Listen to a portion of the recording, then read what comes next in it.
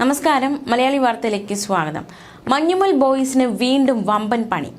മലയാള ചലച്ചിത്ര മേഖലയിൽ വമ്പൻ ഹിറ്റായി മാറിയ മഞ്ഞുമൽ ബോയ്സ് സിനിമയ്ക്ക് പണിയായി കൺമണി അൻപോട് ഗാനം.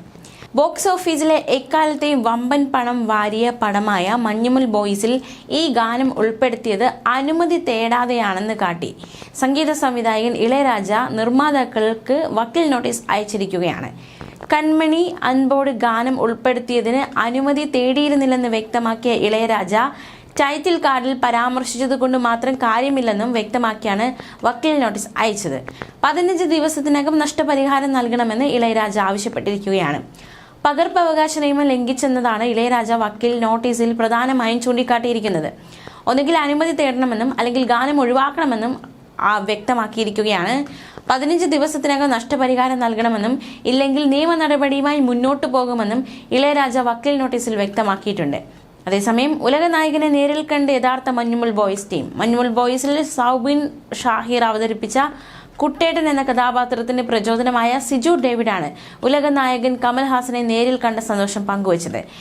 കമൽഹാസനോടൊപ്പം മഞ്ഞുമൽ സുഹൃത്തുക്കൾ നിൽക്കുന്ന ചിത്രവും സിജു സമൂഹ മാധ്യമങ്ങളിൽ പങ്കുവച്ചിരിക്കുകയാണ്.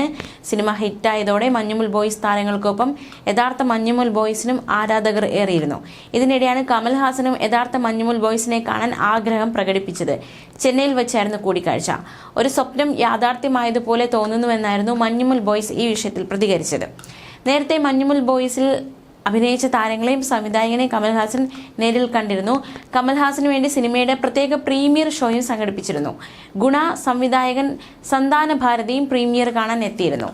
ഈ വർഷത്തെ ബ്ലോക്ക് ബസ്റ്റർ ഹിറ്റായ മഞ്ഞുമൽ ബോയ്സിൽ കമൽഹാസന്റെ ഗുണ സിനിമയിലെ കൺമണി എന്ന ഗാനം ഉപയോഗിച്ചിട്ടുണ്ടായിരുന്നു. കമൽഹാസന്റെ ചിത്രത്തിൽ നന്ദിയും അർപ്പിച്ചിട്ടുണ്ട്.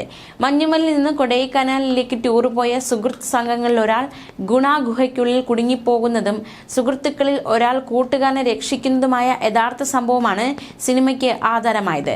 കുട്ടേട്ടൻ എന്ന് വിളിപ്പേരുള്ള സിജു ആണ് കൂട്ടുകാരനെ രക്ഷിക്കാൻ ഗുഹയിൽ ഇറങ്ങിയത്.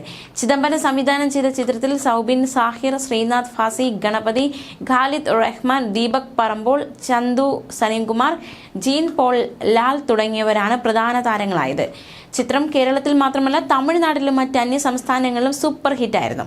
സിനിമ ഹിറ്റായതോടെ മഞ്ഞുമൽ ബോയ്സ് താരങ്ങൾക്കൊപ്പം യഥാർത്ഥ മഞ്ഞുമൽ ബോയ്സും സമൂഹ മാധ്യമങ്ങളിലെ താരങ്ങളായി മാറി. വർഷങ്ങൾക്ക് ശേഷം കൊടൈക്കനാലിലെത്തിയ യഥാർത്ഥ മഞ്ഞുമൽ ബോയ്സിനെ ആവേശത്തോടെയാണ് അവിടെയുള്ള നാട്ടുകാർ സ്വീകരിച്ചത്. ന്യൂസ് ഡെസ്ക്, മലയാളി വാർത്ത.